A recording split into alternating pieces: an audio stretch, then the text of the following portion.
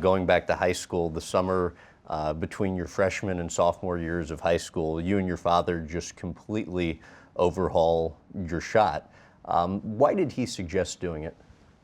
I was a short kid in high school, played JV my freshman year, and you notice how the change in physicality from JV to varsity, and my shot was kind of a fling from my hip kind of a deal, and we kind of were talking about it and thinking, you gotta get that shot off you're a lot quicker on the varsity level with taller guys and better defenders and guys that can maybe block your shot. And so me being a short kid, trying to get my release a little higher so that I'd have more of an advantage when I was out there on the floor. And it was a frustrating summer, to say the least. I couldn't leave the paint for a good month. Well, you said it was the worst summer of your youth. Basketball-wise, for sure. Why so bad? Because obviously I had tendencies with how I shot, and I could shoot pretty well with that form. But once we started to change it, you have to really retrain your brain and your muscle memory.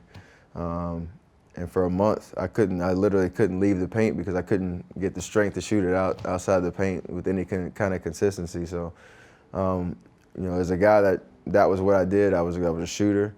To not be able to shoot the way I wanted to was really frustrating, and kind of had to be patient with it. And finally, I started to get it. It started to click.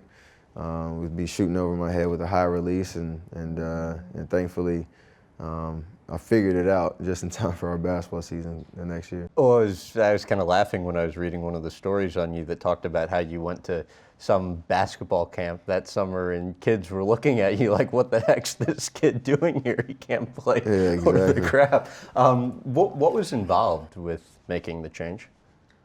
Well, it was kind of just taking where I shot from and just continuing the release up to my forehead and almost somewhat mimicking what my dad did with his jump shot. But I go out in the backyard every day and just repetition after repetition, just shooting in the paint that form and allowing my body to kind of feel the difference.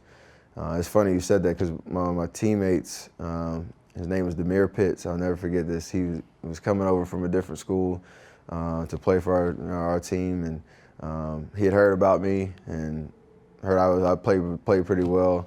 And we got to our first practice, and that was when I still couldn't figure out the shot. We were going to a summer league for our high school to play, and we were getting ready for it. And he's like, "Man, I thought he was good. Like, he can't.